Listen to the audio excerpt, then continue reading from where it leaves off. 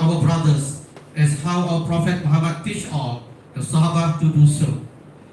Our hearts are not strong and not united, so make our heart united. Give us the space and time for us to spread the kind deed and stop the evil deeds. ربنا آتنا في الدنيا حسنة وفي الآخرة حسنة وقنا عذاب النار وصلى الله على سيدنا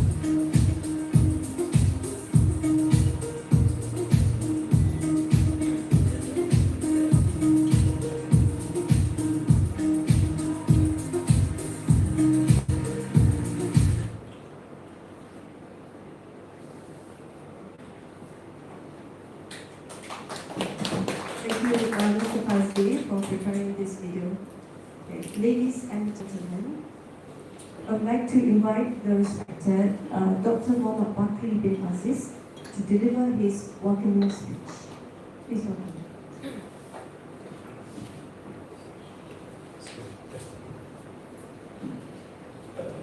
Assalamualaikum and good morning. Thank you, Madam Chairperson of the event, respected delegate from the Philippines, Dr. Gregorio, Dr. Igino, Dr. Sarah, and Dr. Kamel, and Head of Department and Assistant Head of Department, presenters, and all esteemed colleagues. I'm here to speak on behalf of the Director of the Institute of Teacher Education Malaysia at Islamic Education Campus, Dr. Abdul Rahman bin Abdullah. Welcome and mabuhay, esteemed delegation from the Philippines. Alhamdulillah, all praises due to Allah. We gather here today at the Institute of Teacher Education Malaysia, Islamic Education Campus, to foster strong ties between two institutions from culturally diverse nations. The presence of delegation is highly appreciated, and this visit is a significant step in fortifying bilateral cooperation in the field of education.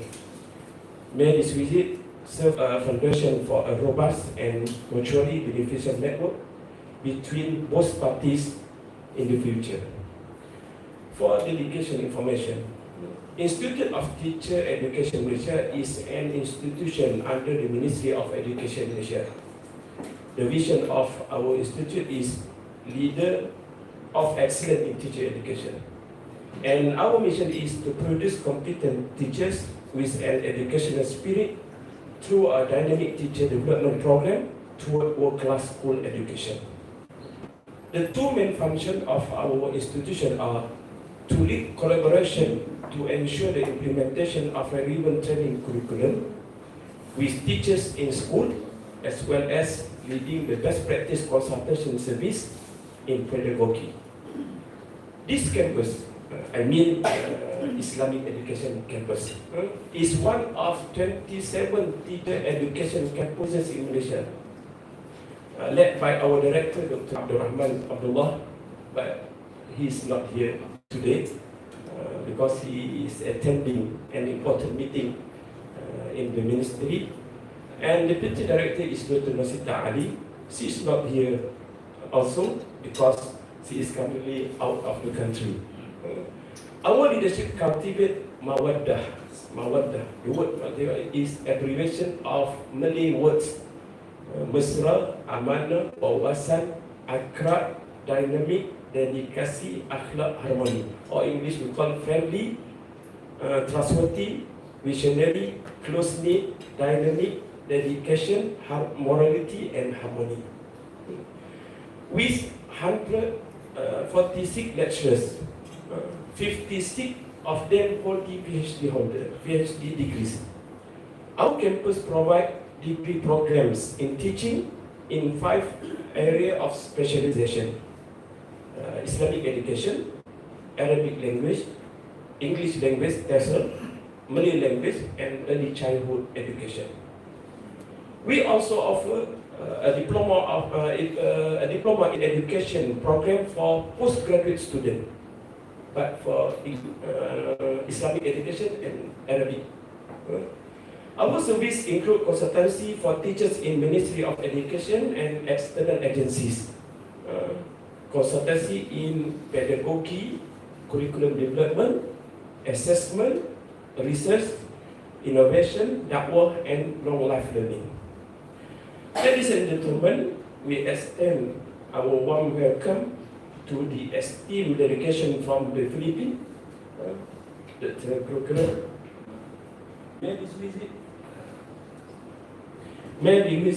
This visit marked the beginning of the strong friendship and collaboration between our educational institutions. The exchange of experience and knowledge hold the great potential for the development of education, enhancing its quality for future generations. before I conclude this speech, I would like to ask all my colleagues to introduce themselves. Okay. Start from Dr. Muhaida. I am Dr. Muhaida Agama binti Muhammad, Head of English Language Department of this campus. Selamat po. Bismillahirrahmanirrahim. Assalamualaikum. Selamat datang ke Mahir and Dr. Abdullah Hamzah, the Head Department of English. Yes, thank you. Assalamualaikum and very good morning. I'm Dr. Badrul Sham, Head Department of Academic Excellence of Excellence. Okay, thank you. Assalamualaikum warahmatullahi wabarakatuh. The station, Mr. Fazli bin Harun, one of the lecturers in the research department.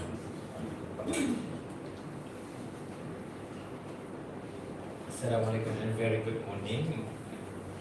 Dr. Zian from Center of Excellence for Arabic Pedagogy. Thank you. Assalamualaikum warahmatullahi wabarakatuh and very good morning. I am Dr. Muhammad Sita binti Mahmud. I am Head of Department of Center of Excellence Pedagogical Education. Assalamualaikum and very good morning. I'm Dr. Khuzarihan binti Abdul Rahman. I'm from Department of Islamic Education. Assalamualaikum warahmatullahi wabarakatuh. Very good morning.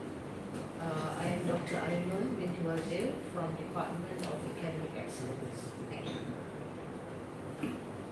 Bismillahirrahmanirrahim. Very good morning. My name is Masud bin Muhammad from Department of Training Development. Thank you. Assalamualaikum warahmatullahi wabarakatuh and very good morning, our respected guests and everybody. I am Dr. Muhammad Zurani bin Mashroom from the Department of Training Development. Thank you. Bismillahirrahmanirrahim. Assalamualaikum and very good morning. My name is Bani Hidayat bin Muhammad Shafi'i. I'm from the Department of Training, Research and Innovation. Thank you.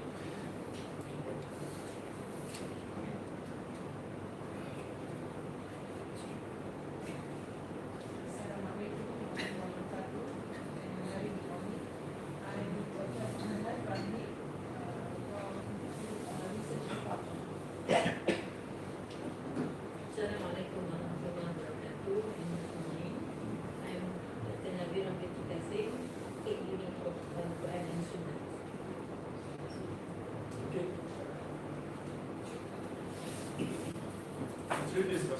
Assalamualaikum warahmatullahi wabarakatuh. My name is Muhammad Shafi. I'm a lecturer from Research Department. Okay, good morning and Assalamualaikum. I'm Siti Fadilah binti Faham, lecturer in the Research Department.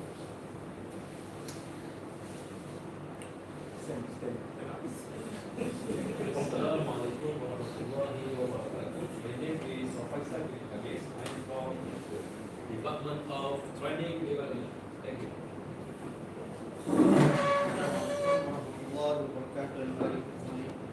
My name is Muhammad Mauli Azli bin Bakar. I am from the Department of Planning, Research and Innovation.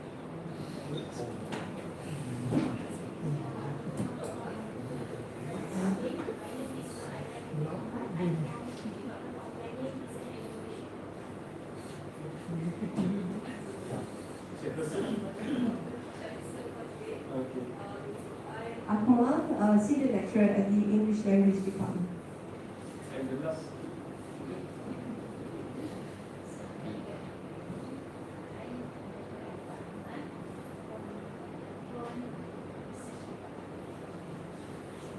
Okay, and the last, I'm Muhammad Bakri, Dr. Muhammad Bakri Aziz, Head Department of Research and Innovation.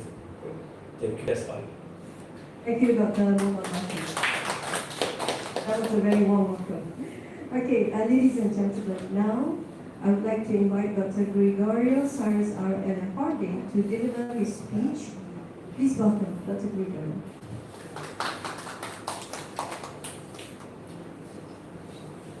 Good morning. Good morning from the Philippines. Assalamualaikum.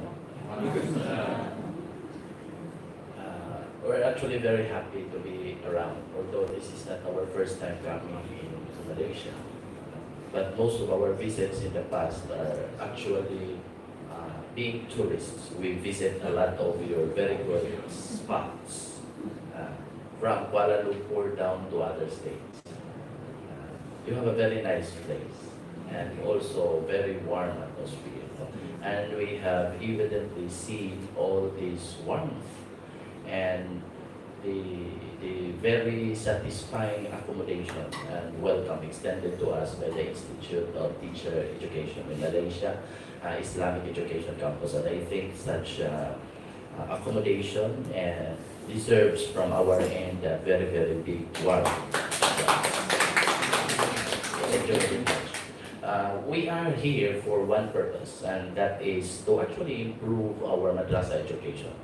In the Philippines, we have started madrasa education 20 years ago, but we still continuously believe that there is still a need to improve such. The principle of kaizen, continuous improvement.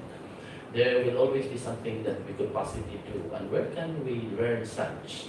But from the experts. So that's why we are coming over, because we would like to learn possible focus areas of collaboration, particularly on the Arabic language, on the pedagogy, Islamic education, pedagogy, because that's one of the concerns that we are trying to explore and improve in the Philippines.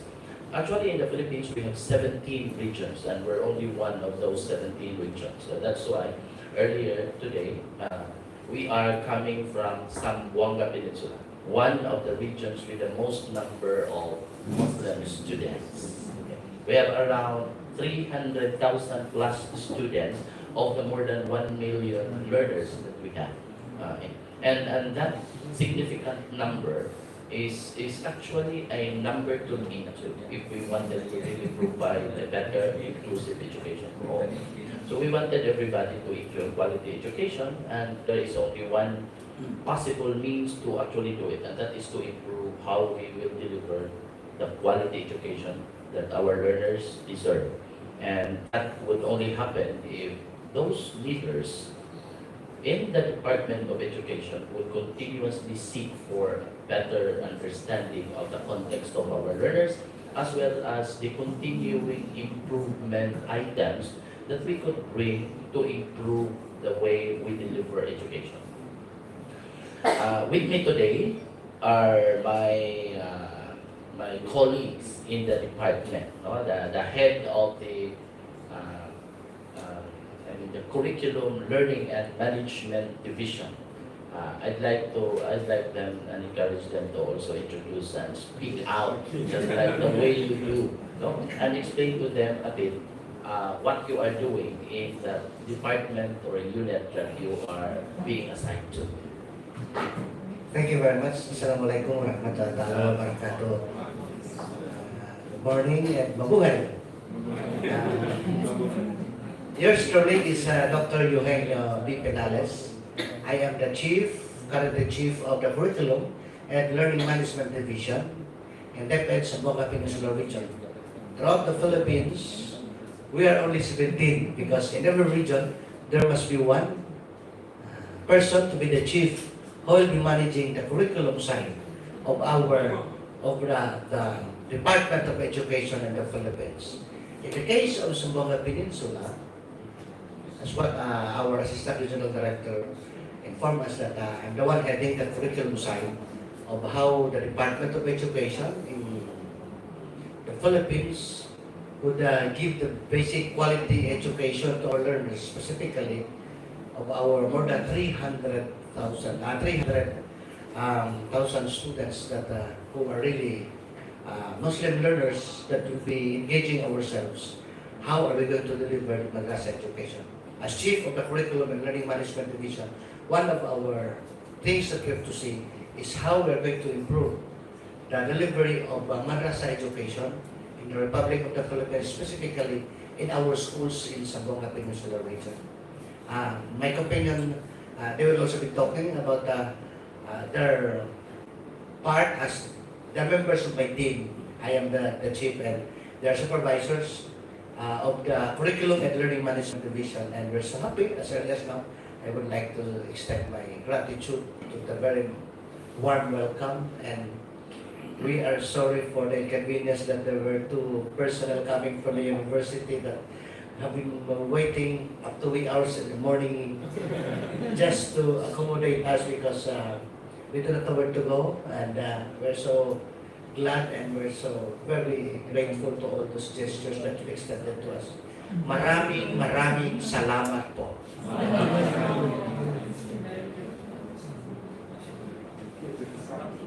Assalamualaikum warahmatullahi wabarakatuh. Good morning, everyone. I am Haji Sara Elantan. I am the supervisor for Good Manners and Right Conduct and Madrasa Education Program of Regional Office 9. So to give you the bird's eye view of what is Regional Office 9, it is composed of 1,071,349 learners. Under it, we have 44,003 personnel, teaching and non-teaching personnel. So we have 44,000 under Region 9. These are teachers and non-teaching personnel. And we have 2,854 schools under Region 9. And we have 8 schools division, 5 are city division, and 3 are provincial divisions. And we have 113 districts, so that in each division we have around 12, some are 13, some are 20 plus districts in each division. And out of this 1,071,000 learners in Zamboanga Peninsula, we have 389,000 Muslim learners who are enrolled in Madrasa Education Program. So if you look into Madrasa Education Program, as our Assistant Director is telling, that it started in 2004 with the Autonomous Region of Muslim Mindanao, initiated by Dr. Matilam, and it was adopted by the Department of Education in 2014 by Dr. Oransi. Then the department has issued policies and guidelines, and even the implementation of Republic Act. These are legislations that are in the Philippine government legislating the creation of Madrasa Education Program and mainstreaming it in the Department of Education as subjects to be taught. So I was just very happy to let everyone in the room see that Philippine government is giving value to Muslim learners in the Philippines, alhamdulillah, in spite of being a Christian country. So this is something that we wanted to bring, that even in the timid and even in those places, they value what we do. And that is promoting peace and harmony in the country as the main, as the salient objective in promoting peace and harmony through education by implementing Madrasa Education Program. And to have a little knowledge of the Madrasa, there are 3 kinds of Madrasa in the Philippines. We have one, the traditional Madrasa, which are being taught Saturdays and Sundays, a community-based teaching. They do not have a formal curriculum, but then their objective is just to teach learners how to read Arabic. Yes. Quran. Yes. And so we have the private madaris. These are private schools subsidized by the Department of Education, and they are being given subsidy by the Department of Education under the government program. They are teaching 2 curriculums in their schools. We have the K-12 curriculum, but we are changing now to Matatag curriculum, and the ISAL curriculum. So they are teaching these both curriculum in their institutions. And the most famous now is the public school implementation of madrasa education program under the Department of Education all over from region 1 to region 17. So where there are Muslim learners, even 15 of the Muslim learners in school, we can already open a class for madrasa education program. So alhamdulillah, these are developments that indeed value what we believe and what we are as a Muslim, even in that part of the country or the world. So we are bringing the goodwill and good experiences with us also, that in spite of being a minority, we still have that program in the Department of Education. Thank you.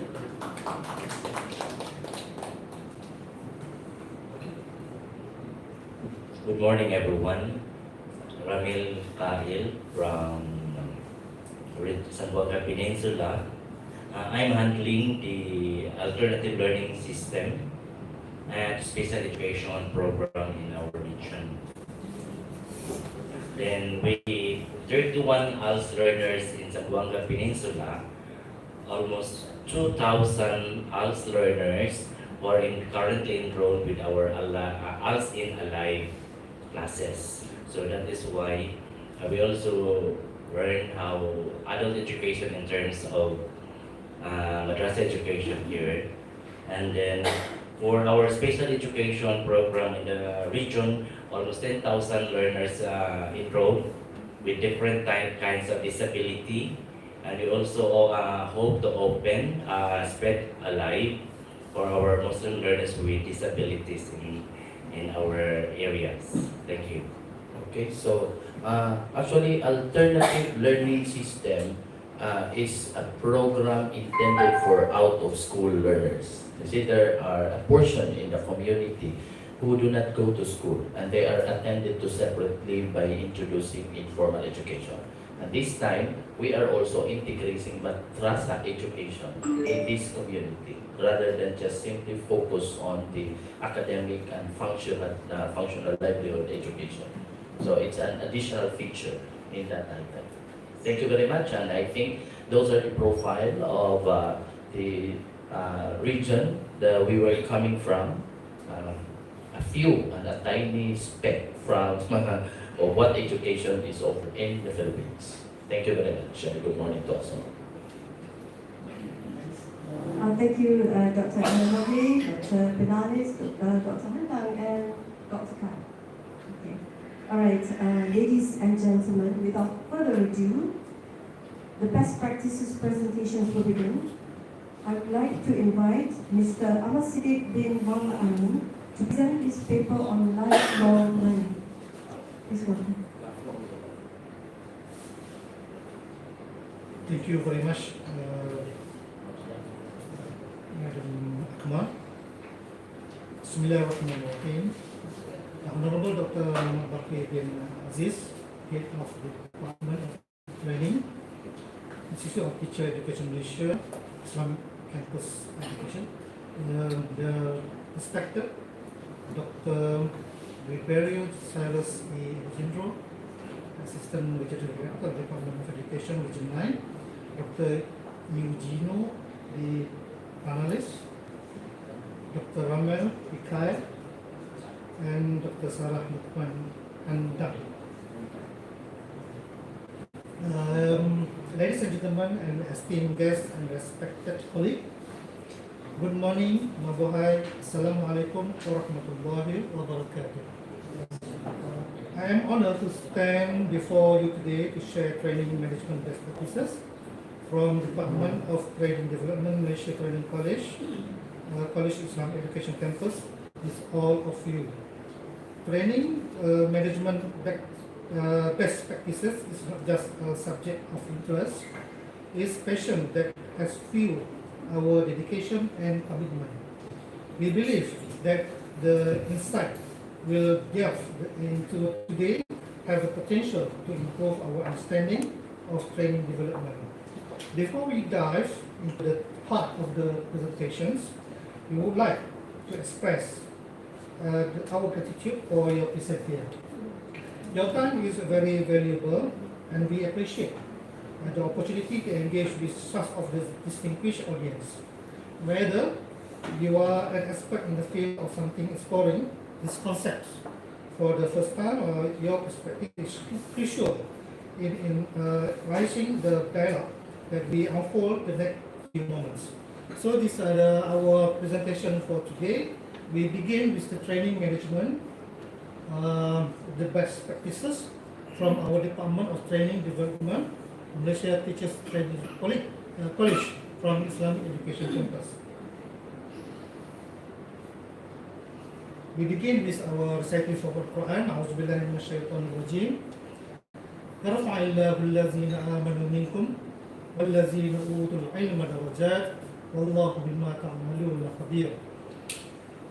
Allah will raise those who have believed among you and those who were given knowledge by degrees, and Allah is acquainted with what you do. That we practice make more perfect. The introduction with our department is the Training Development Department, IPGM Islamic Education Campus, is a platform to implement our professionalism training programs and activities to improve the level of knowledge, skills, and practices of lecturers and staff in an effort to form human capital capable of contributing towards world-class education excellence. So this is our mission and vision. First is IPG Peneraju Kecembangan Pendidikan Guru, or leader of excellence in teacher education, and our mission is to produce competent teachers with an education spirit through a dynamic teacher education program towards world-class school education. This is our organization chart of Department of Training Development, IPGM, Education Islam Campus. Our head department is Dr. Muhammad Zoraini bin Mashroom, and this is our assistant head of department, Dr. Muhammad Faizal, and is our colleague in the department. Our function in our department is one, firstly is planning and managing in-service training for pre-service and in-service teacher education services. Two, coordinate and implement our IPGM and MOE, Ministry of Education, special programs through the involvement of various stakeholders. Build relationships with agencies within and outside from Ministry of Education as to contribute lecturers' expertise in various fields, and manage and coordinate our IPGKPI, or our campus social media channel, as the official medium of IPGM. Education Act 1996 Amendment 2008, IPGM and our IPG are responsible for managing pre-service and in-service teacher education services, covering aspects including prepared teacher education training policy and IPG annual planning. Plan, manage, implement, and monitor the entire teacher education program continuously. And three, plan, implement, and monitor staff development training. This is our strategic planning from 2021 to 2025. That's our direction is number 3, excellence in lifelong learning services. We have 3 main focus, and we have a 5 cluster, cluster number 1, 2, 5, 7, and 8. Then we have 17 objectives. This is our focus from our departments. This direction is number 3. This is excellent in lifelong learning services. IPG as a leader in teacher education can be boosted further by making IPG a reference center in the field of teacher education. IPG needs to be forward in providing expert services to agencies within and outside the Malaysian Ministry of Education to support the spirit of lifelong learning. This desire can be achieved through 3 main focuses: development of lecturer competence, a robust training and consultancy program, the continuous development program in teacher professionalism. These are our 17 objectives from our department of training. We have 8 clusters. Firstly, we 8 cluster initiative of the transformation of IPG. We have 8. So include the 8 is 70 objectives. One is develop the capacity of the IPGKPI leaders, researching the talent of IPGKPI lecturers, making a performance measurement metric evaluation based on the IPGKPI lecturer task specifications, develop training modules, CPD, develop training modules, we call it CPD, according to the planning, evaluating effectiveness and improving training, increasing the number of the certified trainers, introduce, manage, and administer training programs, implement a partnership that include the core component of training, operate training need analysis, we call it by TNA, and online system for teachers to select and register courses according to needs. Offer courses that facilitate school-based professional development and support professional learning communities. Building an in-service training portfolio for school teachers, conduct our professional development training for TS, what we call transformation of the schools, 2025 trainers. Give recognition of consultancy skills to strive for the development of teacher professionalism. Strengthen in-service training program for teachers. Strengthening the training support program, what we call this by a prosper. Strengthen the management of lecturers' needs, carrying our training and professional development of lecture, what we call LPS or LDP. Conduct training and professional development of teacher, what we call this by a CPD. This is training best practices that we accommodate today, what we call by document IOMS PT11, what we call is educational organization management system. ML or maklumat khusus or structured maklumat latihan, structured training information. SPLKM, KPM training management system. Official channel, there is IPGKPI, our IPG, our institute, social channel. Agencies within and outside KPM that we make a collaboration and the contribution of expertise. This is our training needs analysis and the training operation plan. So we based on IOMS PT11 by education organizations management system. Okay, this is our standards. And secondly, the structured training program, what we have is provide our training in a structured and systematic manner, ensure that the training offer has the same operational standard, structuring the calculation of lecturer workload through ATP, amanah tugas pensyarah or lecturer task trust. This is our example by course of the basic communication in Arabic language. So this is our lesson plan, but we present on the by Malay language format.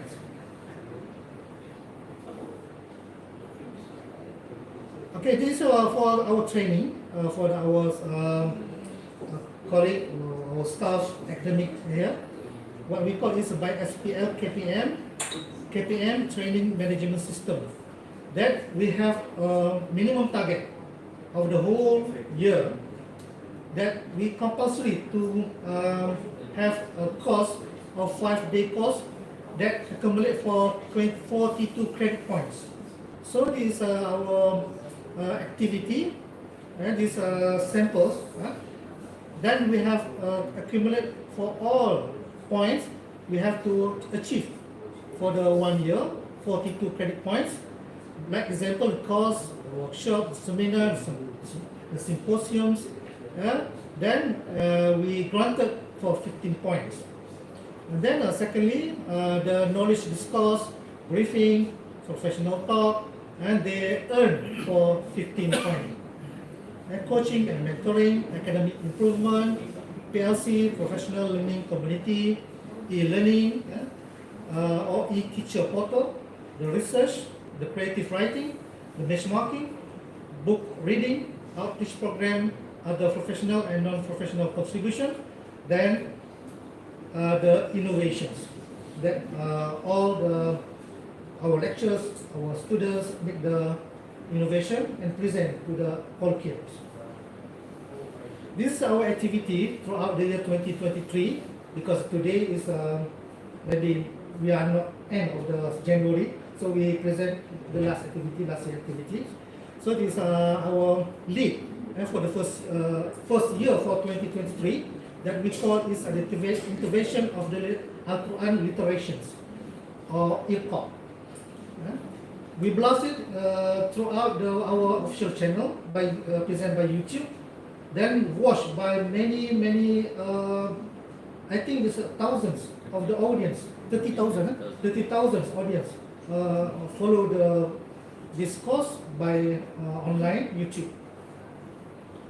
These are our cooperation with the outside agencies or within or outside KPM, the collaborative and the contribution of the expertise.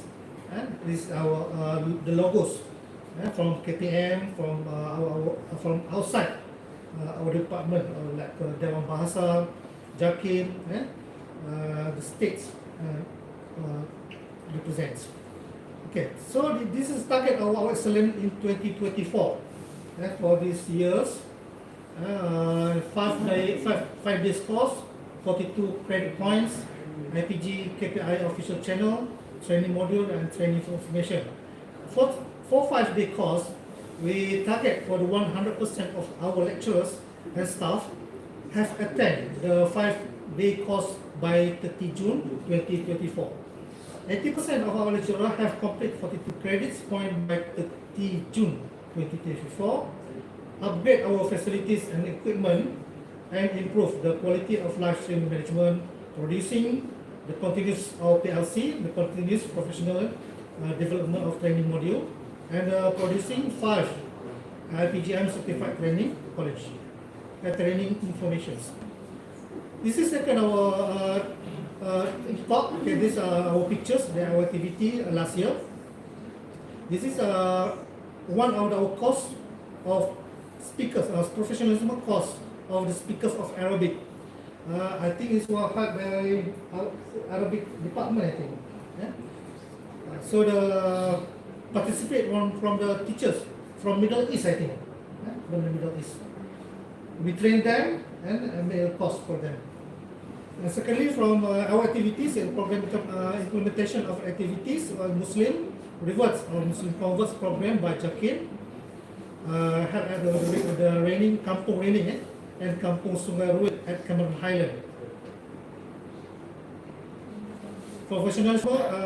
Professionalism leadership course at Mersey, and we went to one of the islands, beautiful island at Cebu.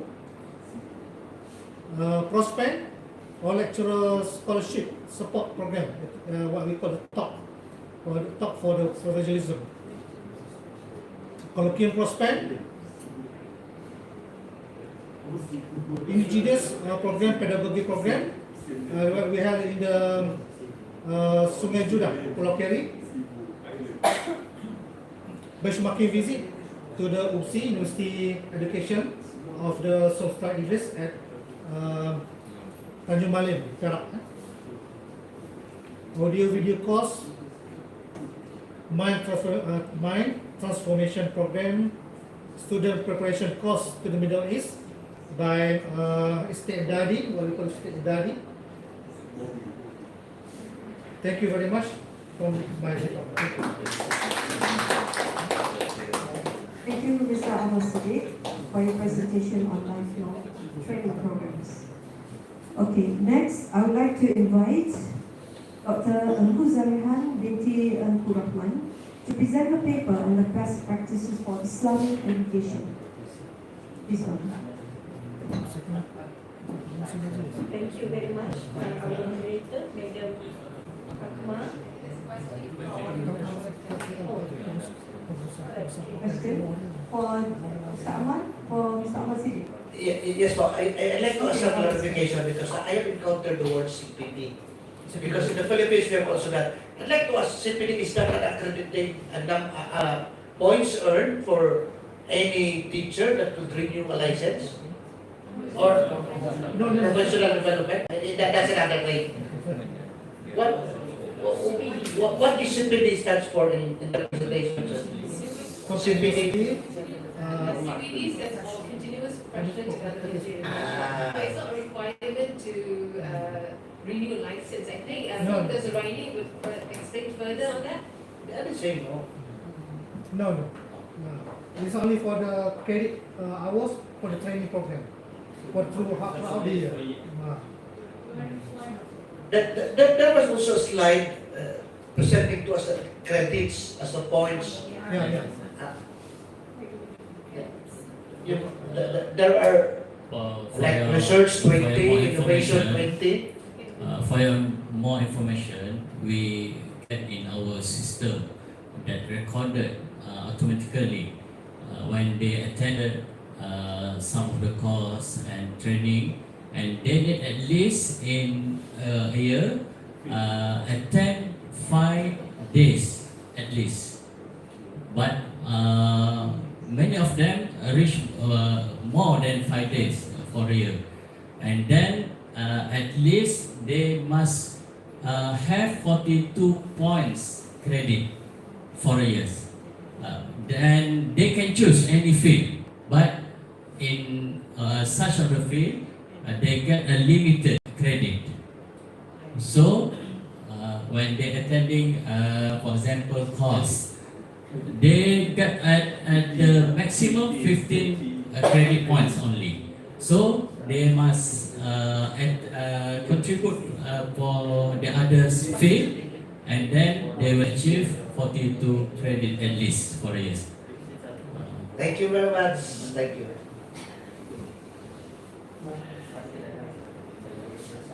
By the way, we have a question and answer session at the end of all the presentations, but it's okay. All right. Thank you very much. Okay, again, I would like to call upon Dr. Kuzariman, Ms. Yukuraman, to present a paper on Islamic education. Okay, thank you very much, our moderator, Dr. Madam Sarah. Madam Ahmad. Assalamualaikum warahmatullahi and very good morning to everyone, and a very warm welcome to our distinguished delegates from Zamboanga Peninsular, Republic of Philippines.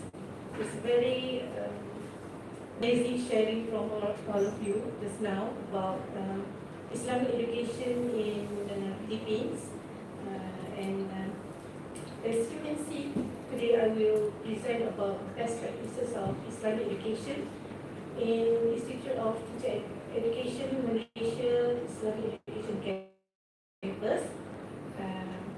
I am Ampuzahan, Deputy Head of Department. I'm from Islamic Education, Department of Islamic Education, and today I will, for information, our best practices of Islamic education in our campus is focused on three main areas, which is the first one is building an educator with the soul of the Quran. The second one is sharing the latest and effective pedagogical practices, and the last one is to prepare our students to become an educator through continuous learning. These are our three areas that we focus on. The first one is building an educator with the soul of the Quran. In this area, we focus. There are four programs provided in our campus. The first one is Tahfiz Darul Quran certification program. And this program is an attachment program with a study center, or we can call it college, for students who they're focusing on memorizing Al-Quran for 30 juzuk, for the whole Quran. And the second one is we call Hufaz Mungkin Shahada program. And this Hufaz Mungkin Shahada program is a collaboration program with Islamic Science University Malaysia for those students who are interested in to memorize 3 to 5 juzuk from the Quran. The first one is for the whole juzuk, 50 juzuk, and they will get the certificate from this program. And the second one is first mungkin is for 3 to 5 juzuk. For the ones who cannot reach to 30 juzuk, so they can get something from this program. And the third one is Tahfiz Special Class Mulazamah program. And this one is offered to all students from different courses. Just now our head of department mentioned about there are 4 programs in this campus. Islamic education, Arabic education, and education and PESL. So all of them are offered. They are offered for all students from different courses to get something from about Quran. So, and the final one, or the last one, is one day one page program. And this program is focused on reciting Al-Quran continuously, 1 page every day, about 10 minutes. It's about 7:50 a.m. to 8 a.m. before we start our class. There's one student will recite the Quran for the whole campus will hear it, and they will recite every day with every page. One day, 1 page program. And these 3 programs, the first one, second one, and the third one is they are implemented in our campus from 8 to 9 a.m. every day. This 1, 2, and 3. They will implement in the mosque, Shafi'i, Masjid Shafi'i. Okay. And the second one is sharing. The second area in our best practices in Islamic education is sharing the effective pedagogical practices. The purpose of this program is to give exposure in professional development program for teachers in Dakwah institution in Malaysia, which we focus on 5M model. 5M model is developed by Muslim scholars in order to be the best educator, Muslim educator. There's a 5 Muslim. 5M models is we refer it as Muallim, Muhaddith, Murabbi, Mudarris, and Murshid. There's 5M. And the second one is pedagogical courses among private education institution teachers. And this program will focus on effective teaching methods in Islamic education. And the third one is we also develop literacy intervention module, which is launched last year. The whole 2023, we launched this module, namely BBQ module and Al-Fat module. And this module is focused on fun technique in learning how to recite the Quran for the beginning level, for the one who cannot read the Quran, especially in early childhood, the student, and from 7 to 12 years in primary school. That normally the Islamic education in primary school is supposed to know how to read Quran when they went to secondary school, but some of them cannot read, cannot recite Quran, so we built this module for them. Okay, this is the professional development program that we went to with different few Dakwah institution in Malaysia. And the third one,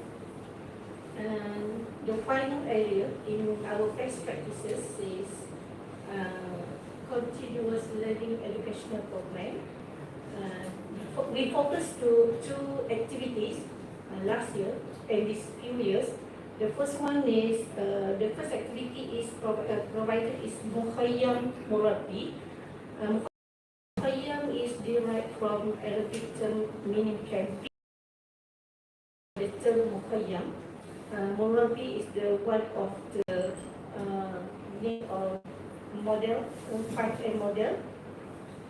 So I would like to highlight one of the outcome from this activity is training leadership qualities and a sense of responsibility towards community. So they have a few activities there. It's about 2 days and 1 night. They do lots of things. And the second activity is Islamic Cultural Arts Festival. The aim of this activity is finding artistic talent and performance among students in order to inherit Islamic culture to the next generation. Okay. There is 3 focus in our best practices in Islamic education. There's lots of things inside there, but I simplify it to 3 areas. So that's all from me. Assalamualaikum warahmatullah.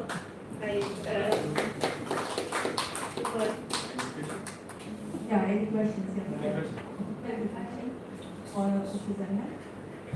Assalamualaikum again. Thank you so much for the information. It's very rich. What is really touching me is the number 3, which is the continuous learning education program, which is a training leadership qualities and sense of responsibility towards the community. I think this is very important for us in that part of Mindanao where people has been going through since our history. There are a lot of chaos, war, and so we can see that there is still this stigma from among the young and the old people who have experienced all these atrocities. So it is through education that we can be able to overcome those trauma, and especially if the teaching, Islamic teaching comes in, it will mellow down and touch their hearts, inshallah, with the reading of the Quran, the teaching of Islamic education. This will also open their hearts and even think twice of some of our students who have that hatred in their heart to really turn down some of these extremist group who are trying to recruit them. So it is also part of my advocacy on the interreligious dialogue because we are in a country where we are minorities and our Christian brothers and sisters would always understand who we are and we also understand who they are, and this is what makes our harmony.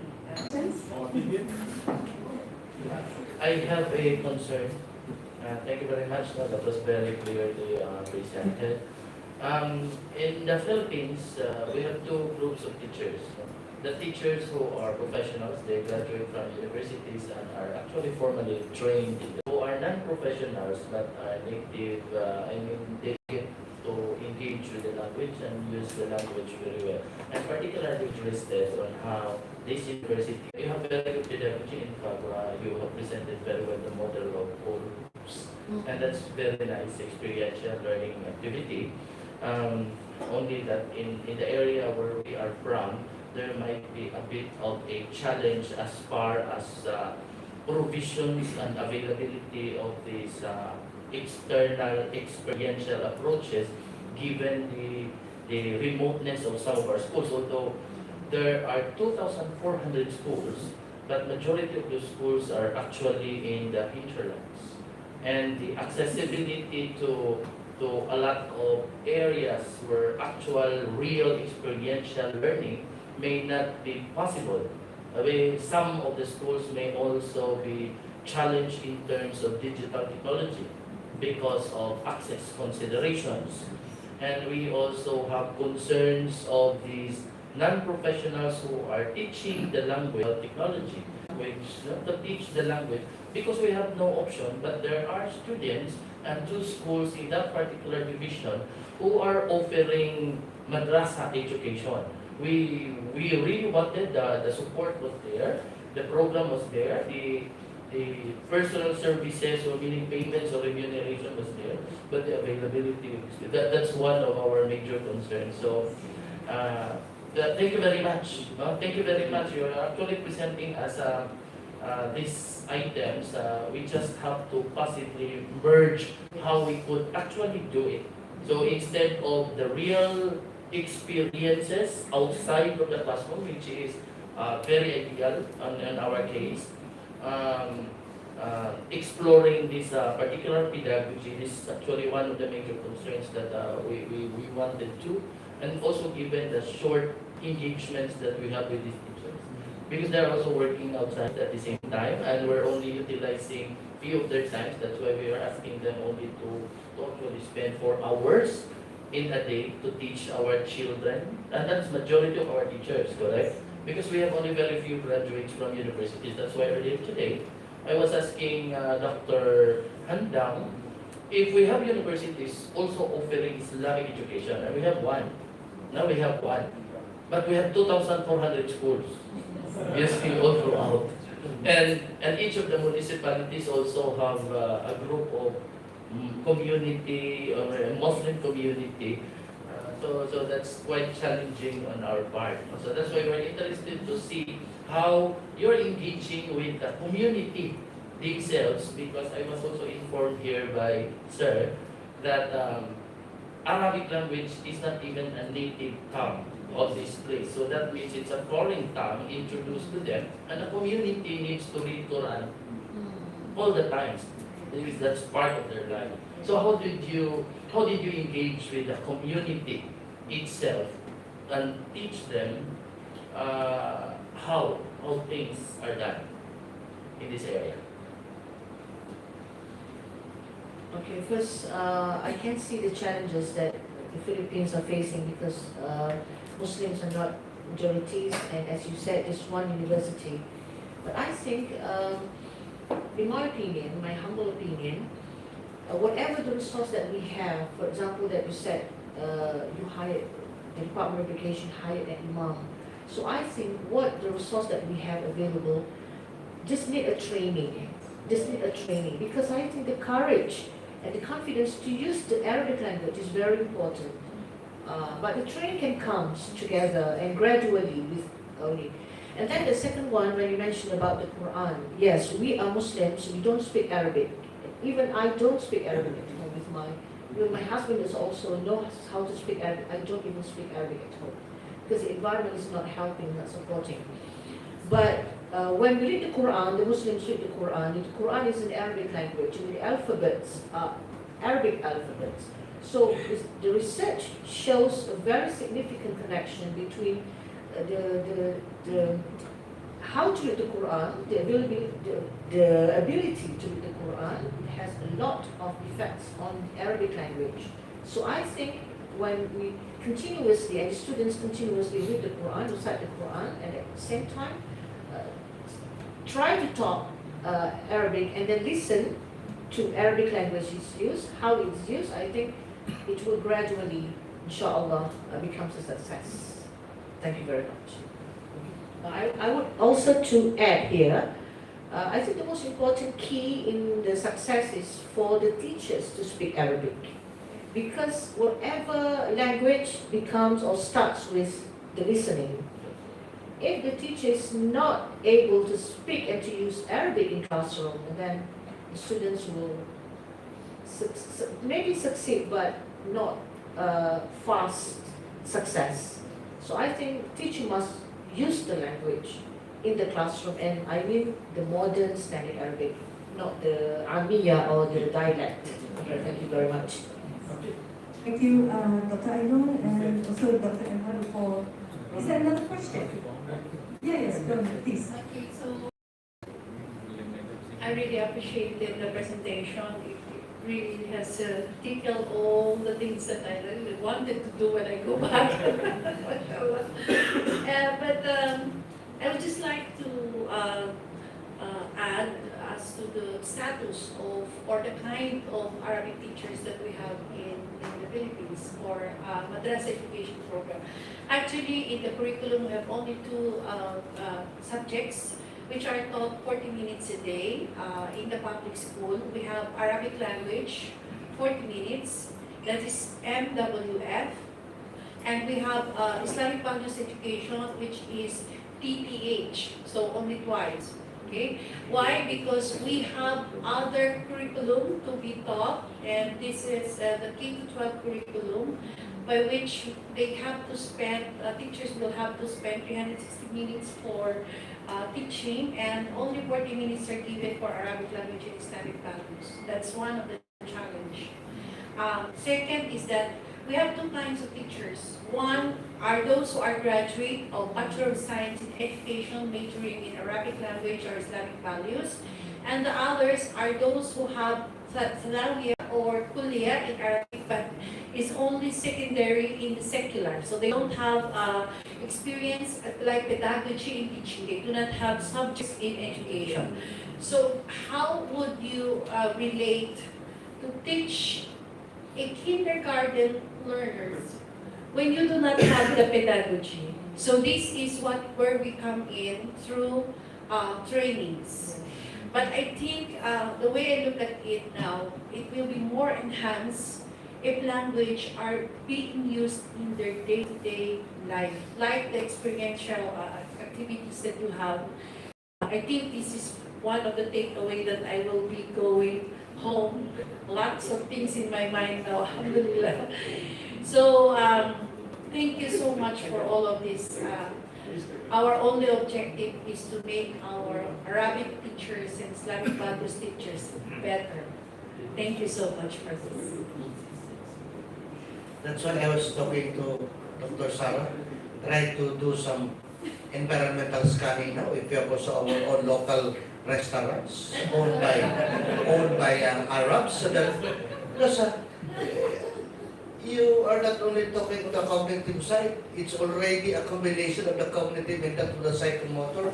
You can just imagine talking at the same time, also playing, using the language. So I'm so happy. In fact, I keep on telling Sam, we will be bringing those beautiful things to the Philippines. And I hope we will be able to bring that back to our region. Again, we will be again one of the regions that is watching by the other regions in the Philippines. Thank you ever so much with those insights. Yes. Just to supplement, the teaching of Islamic values education is anchored on the core values of the Department of Education, which is love of God, love of country, love of fellow men, love of environment, maka-Diyos, makatao, makabansaan, makakalikasan. So these are four core values that are embedded in all our subjects and even in good manners and right conduct teaching in our in the Department of Education from grades 1 to grades 12 or kinder to grade 12.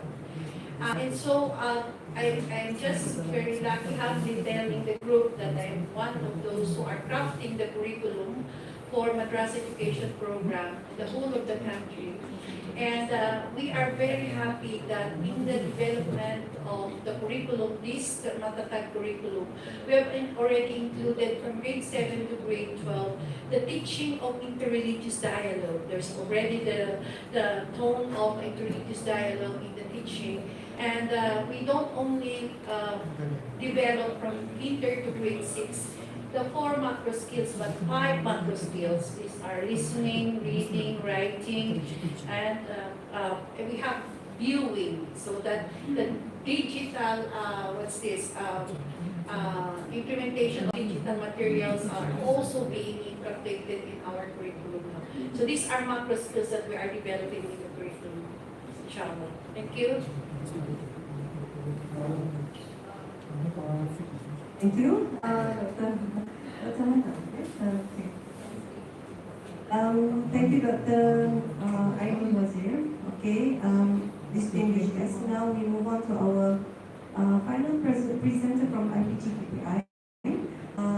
Please welcome Ziad bin Muta, who will be speaking on lifelong learning.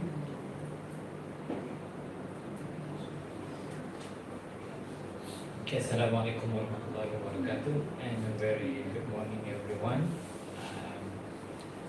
It's my great honor and pleasure to welcome everyone to our valuable session today, especially our honorable guests, the delegate from the Republic of Philippines, and special thanks to Madam Agama for giving me this opportunity to share about PKPPA, or in English we call it Center of Excellence for Pedagogical in Arabic Language. I just put here Maligayang Pagdating. I think this is Selamat Datang from Tagalog. Yeah. System of Mabuhay. Okay. Next. Okay. Backgrounds of this center, of course, reported from Al-Azhar University in Egypt on low proficiency in the Arabic language among Malaysian students in Egypt. So the implementing of private Arabic language tests in Malaysia as an initiative to overcome the problem. So after that, Malaysian students are required to attend a 3-month language course in Malaysia before the entrance examination. According to these reports, the Ministry of Education proposed that the Arabic Language Center to be established at this institute. The center focuses on holding special courses for teachers who are teaching STAM or Malaysian Higher Religious Certificate in order to enhance their teaching standards and to improve linguistics competencies. Next. Okay, this is our vision and mission, of course, the leader of excellence for teaching Arabic language and Islamic education through effective pedagogy, to produce competent and professional Arabic language and Islamic education teachers through continuous. And our motto is very important here. تعيش اللغة بالاستعمال وتموت بالإكمال. Language lives by practice and dies by network. Language is practice, as we said just now. Okay, next. We have 5 general functions, but in spite of these 5, the main goals of the center, we focus on 2 functions.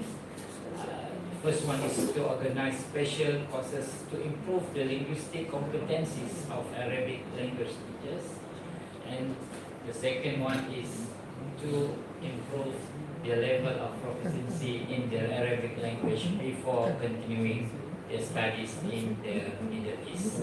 So the second one is special for selected students who got a scholarship from the Ministry of Education to further their studies in the Middle East universities.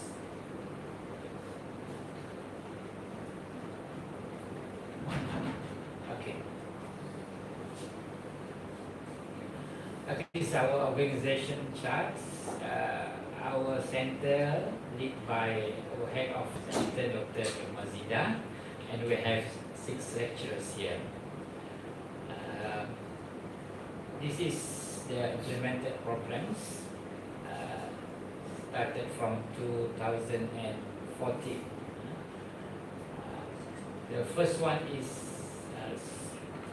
workshops to enhance the competence of Arabic language and Islamic education teachers on pedagogies and teaching Arabic for special purposes. The second one is students' language preparation courses to the Middle East. The third one is we have a cooperative relationship with the Islamic Education, Scientific and Cultural Organization, or ISESCO, which is situated in Rabat, Morocco. The programs like Arabic World Day on December and pedagogical short courses. And then we have collaboration and participation in pedagogical courses, webinar, seminars, and conferences inside and outside the country.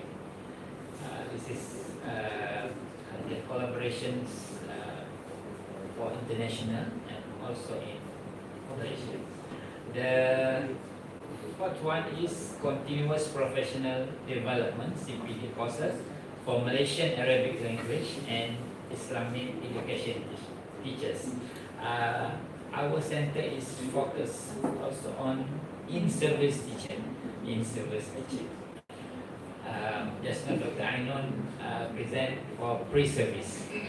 This one is for in-service.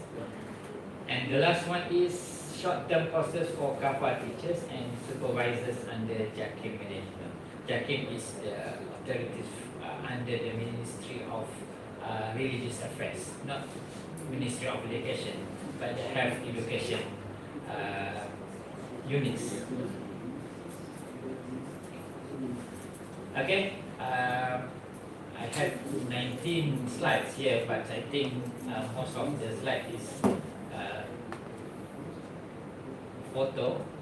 So this is the webinar we implemented during the COVID-19 period. So we have to make seminars on webinar and all over the world, from Denmark also, and from French, from Tunisia, and from China also, all over the world. And also, this is pemantapan pedagogi guru penutur jati bahasa Arab. This is the special one. The state government of Pahang asked us to implement a course, a special course for Arab teacher. Last year, native speakers, 24 teachers from Arab country, but they are teaching in Pahang. So we are not teaching them language, so we are training them with pedagogies. Okay, native speakers. At first, we really felt nervous and scary because how to train the Arabs, but we took it as a challenge, so we tried. And this year also they asked us to do something like that, continue the training. Language camp. This is the pictures. How we conquer them with activities, of course. Okay, and then we also training course for Arabic language teachers, for Malaysian teachers, and this is also the reinforcement course for Malaysian Arabic language teachers last year's collaboration with Ministry of Education and Al-Azhar Sharif University in Kuala Lumpur. This is the second one I present just now, the language preparation course of Isti'dadi, we call it, to the students who got scholarship to further their studies in the Middle East, especially in Jordan. So we train them about 1 month or two months. First week they are very shy and they don't want to speak at all. And then after 3 weeks, inshallah they can speak. So everything we train them with English, with Arabic, fully Arabic. Okay. Of course, in order to enhance our lecturers, also we got a fund from Ministry of Education to train our lecturers also. In 2018, we went to Sheffield Language Center in Cairo, Egypt. And then after that, 2019, also we had a training of trainers course at CFOC, Tunisia. And the last one is our publication and modules. We have, till now we have 12 modules and publications. Mostly is in Arabic, teaching Arabic.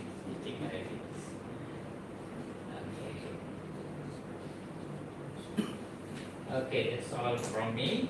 And hopefully the Center of Excellence for Arabic Pedagogy will grow up and maybe will open its branch in Philippines, Indonesia and Brunei. And we hope so to become a center of the Arabic language in the Southeast Asia region, and we can make a collaboration in the future. Salamat. Thank you very much. Thank you, Dr. Zia. Are there any questions for Dr. Zia? Yes. I'm interested to find out on the publications. Are these available? Meaning the modules and the publications?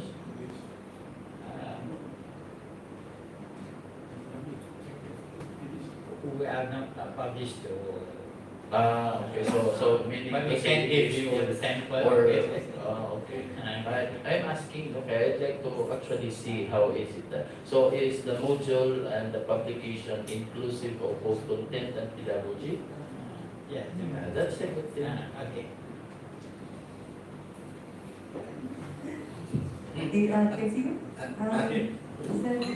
Because when Doctor was sharing to us that it was a challenge training our native speakers of Arabic language. There's something deep inside, oh, can we do this? Because they're native speaker of Arabic language. I remember when I was designated by the director to be the coordinator of Madrasa Education, Sarah was not yet with me. Think of it that I am a Christian, coordinating a Madrasa Education. How can I prosper the program? But I was able to do it because all the challenges they were able to. And I have seen many similarities as to how we journey ourselves in the Madrasa education, like in the case of in the Philippines, there are teachers who are teaching Madrasa education who are not really graduates as Bachelor of Science in both elementary and secondary education. But we have some programs that will be able to journey with them because they are experts in the language.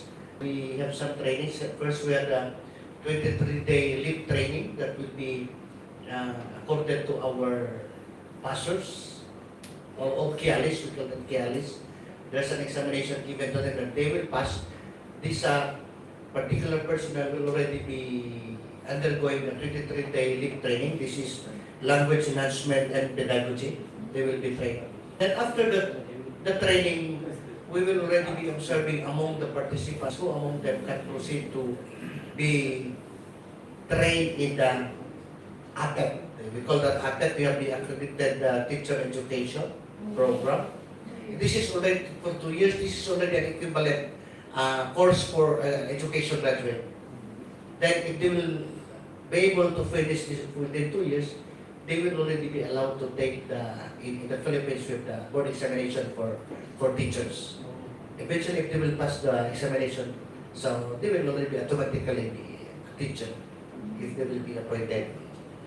So these are some of the programs that we have seen similarities to what I presented, and we're so happy. And this will also be again an additional inputs to us how we'll be able to really propel and bring madrasa education in our region on the map, in the Republic of the Philippines.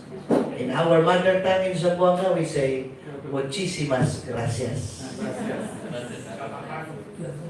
That's the mother tongue of Zamboanga, Chabacano. Broken Spanish. Yeah, muchísimas gracias means to say, thank you very much. Maraming salamat po. Yeah, Dr. Pinales, thank you very much. Okay, did I pronounce your name correctly, yeah? Dr. Pinales. I would like to call upon the representative of the Zamboanga Peninsular Department of Education, Dr. Gregorio Cyrus R. Alahordi. Yes, presenting. Anybody presenting? Actually, that was already shared during the introduction. Okay, we don't have a formal presentation. Okay, all right then. I think, ladies and gentlemen, we have come to the end of the educational benchmarking program. Okay, on the best practices on Islamic and Arabic education. We hope the visit will be useful for all of us, in which ideas shared on best practices between both organizations can be applied. On that note, I would like to call upon Dr. Muhammad Bakri bin Aziz, accompanied by Dr. Nur Hanan bin Ramli, to present the certificates and tokens to the delegates and presenters.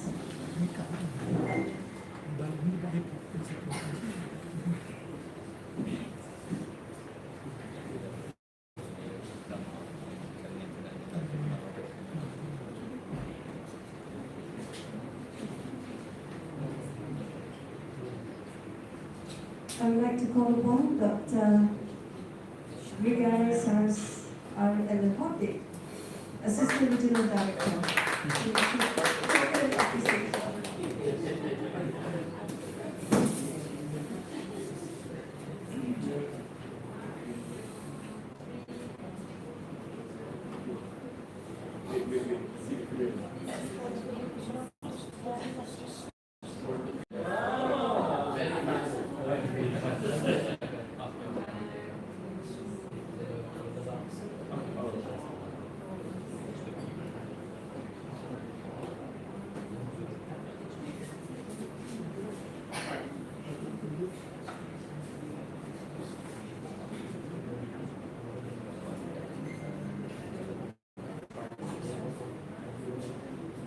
We have more. Everybody. From Dr.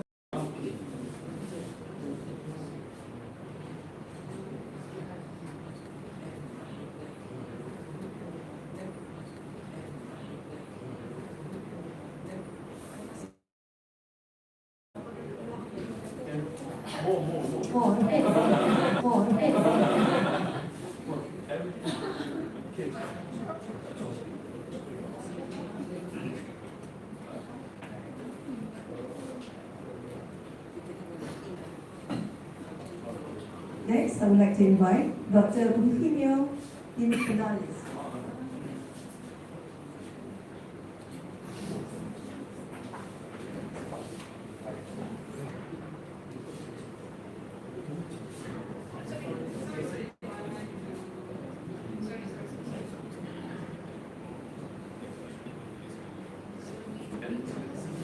On the certificate. Thank you. Next, Dr. Sarah Elhanda. I'd like to invite Dr. Sarah Elhanda.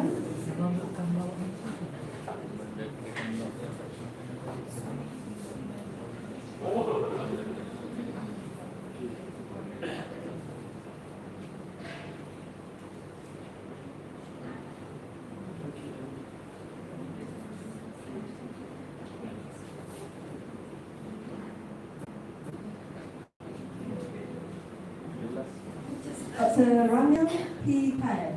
Okay.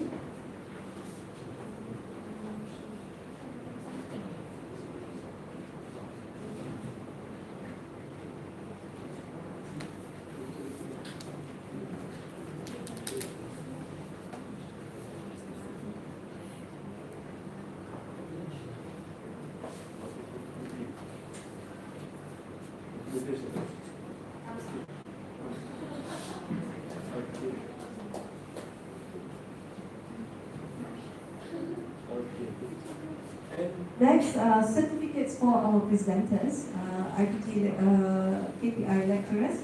We begin with Mr. Ahmad Siddiq bin Muhammad Ali.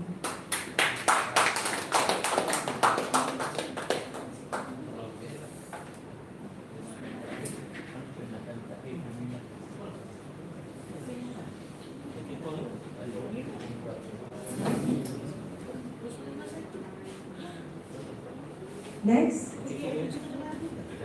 Dr. Ukuzarihan binti Engku.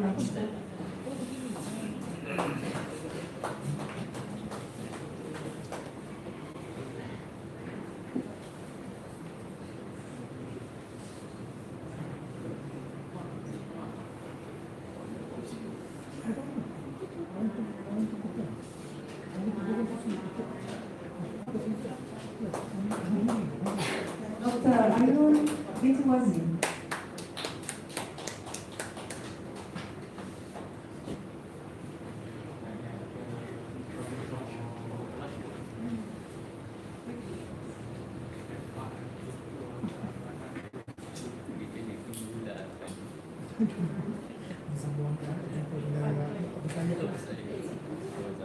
Last but not least, Dr. Muhammad Ziyad bin Muftah.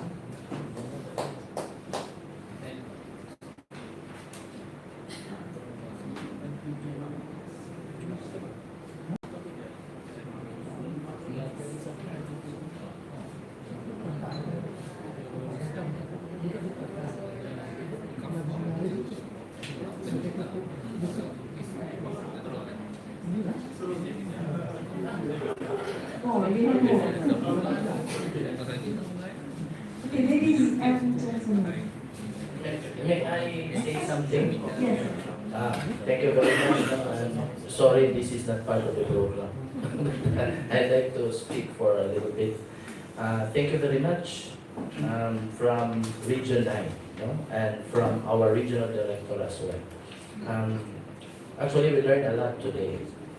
That's why they said something is actually playing, taking on our minds on how we could possibly integrate it given the context of Region 9. It might be a bit different because the context is also different. So our approaches may navigate along those concerns. But we are really, really very thankful. You have very brilliant ideas. You have very good practices in your university. I hope it will go on. And certainly our collaboration today will actually bring us a easier journey in the future. So thank you very much. As our token of appreciation, I would like to give our Chief of CLMD to read what represents Region 9 Zamboanga Peninsula. Thank you very much, sir. I'd like to read the citation of our token of gratitude. This is a replica of the Vinta, a vessel of ancient heritage closely associated with the people of the Zamboanga Peninsula. Its sail, vivid, dazzling, and multicolored, has come to be an eloquent representation of the rich and colorful multi-ethnic culture of the region. The Vinta's colorful sail decorates many a picture of southern Philippine sunsets, beckoning the adventurous at heart to the joys and wonders of riding the waves of the southern seas. Ladies and gentlemen, I'd like to request our Assistant Regional Director, Dr. Gregorio Cyrus R. Elorde, together with my team, to award this Vinta to our partner as our token and our gesture of gratefulness to the Institute of Teacher Education Malaysia Islamic Education Campus.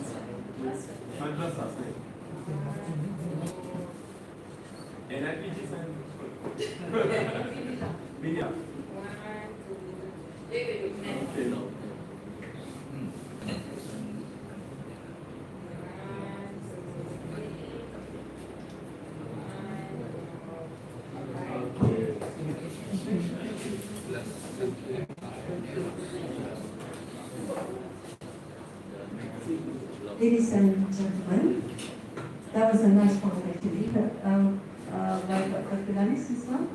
Okay, it's been a pleasure being with all of you today. To the Zamboanga Peninsular Department of Education delegates, we wish you a fruitful educational visit in Malaysia. Today you'll be taken to the library classrooms to observe teaching and learning process. On that note, thank you very much for choosing us, and have an enjoyable visit to Malaysia. Salamat. I hope this is right. Makan aram. Makan aram. Assalamualaikum. Thank you very much.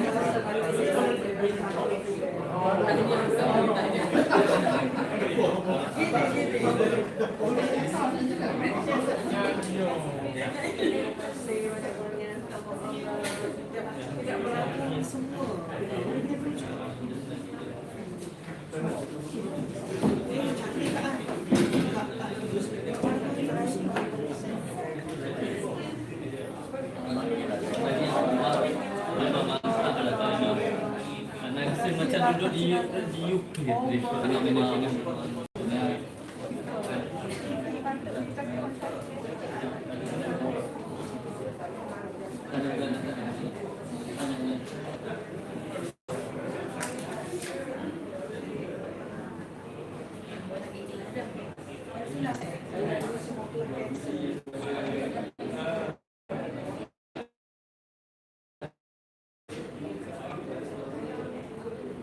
Yeah.